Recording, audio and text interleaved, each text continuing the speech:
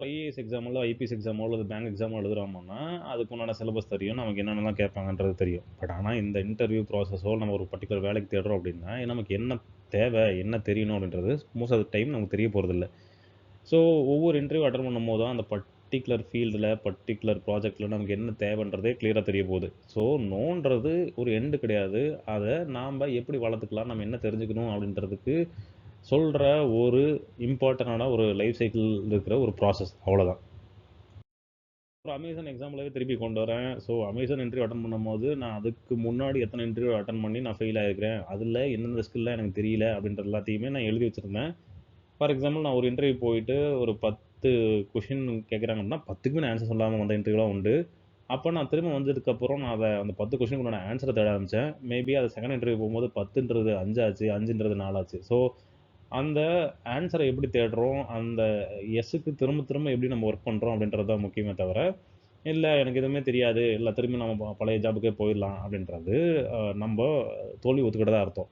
நம்ம தோல்வி ஒத்துக்கிட்டு அப்படியே இருக்கிறதா, அல்லது இல்ல நான் வந்து தோல்வி ஒத்துக்க மாட்டேன், அதுக்காக நான் ஒர்க் பண்ணுவேன் அப்படின்றது எடுத்துக்கிட்டு, நம்ம பெரிய கம்பெனி லைக் அமேசானோ, இல்ல வேற கம்பெனி உங்க ட்ரீம் ஜாப் இருக்கிற கம்பெனிக்கு ஒர்க் பண்றதோ, முடிவு உங்க கையில தான்.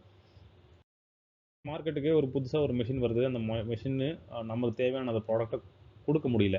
ஆனா, அந்த ஒவ்வொரு டைமும் ஃபெயில் ஆகுது. அதுக்குண்டான மெஷினுக்கு உண்டான காம்போனன்ட்ஸ் எல்லாமே எடுத்து எடுத்து மாட்டிக்கிட்டே இருக்கோம். கடைசியா அந்த மெஷின் வந்து அந்த ப்ராடக்ட்ட குடுக்குது. ஸோ, அது மாரி தான் இன்டர்வியூ. ஸோ, இன்டர்வியூல நமக்கு என்னென்னலாம் தேவை அப்படின்றத தெரிஞ்சுக்கிட்டு, அத நம்ம ஃபிட் பண்ணிக்கிறோம். அந்த ப்ராடக்ட் குடுக்க வேண்டிய ஒரு மெஷினா நம்ம மாறி நிக்கிறோம். ஸோ, ஒவ்வொரு டைமும் நம்ம நம்மளே நாமளே கத்துக்கிறது, நம்மள நம்மளே மாத்திக்கிறதுன்றது இன்டர்வியூன்றது ஒரு இம்பார்ட்டன்ட் டூலா நமக்கு அமையுது. மேபி இந்த மொத்த கோர்ஸ்லயுமே இந்த மாடல் கொஞ்சம் வித்தியாசமா சைக்காலஜிக்கல் பத்தி பேசியிருக்கோம், நம்பர்ஸ பத்தி பேசியிருக்கோம். அத எப்படி கோ த்ரூ பண்ணணுன்றத பேசியிருக்கோம். ஏன்னா, இத நான் வந்து பர்சனலா வந்து கோ த்ரூ பண்ணும்போது எனக்கு ரொம்ப வலிச்சது. அது சம்டைம்ஸ் அது நம்பர்ஸோ யாராலயும் நம்மளால அத மாத்தி தர முடியாது. பட் என்னதான் இருந்தாலும் அது ஒரு ஜாப் அவ்வளோதான் ஜாப் அப்படின்றத தெரிஞ்சுக்கிட்டு அதுக்கு அடுத்து எடுத்து ஓடுறது, நம்ம கடைசியா ஒரு எஸ் வாங்குறதுன்றது தான் ரொம்ப முக்கியமானது.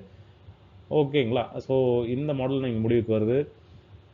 நீங்க இத முடிச்சதுக்கப்புறம் ஒரு குவிஸ் வரும். அந்த குவிஸ்ல நீங்க அட்டெண்ட் பண்ணி, நீங்க ஆக்சுவலா ஒரு செல்ஃப் செக் பண்ணிக்கலாம். அடுத்த மாடல்ல பார்க்கலாம். நன்றி, வணக்கம்.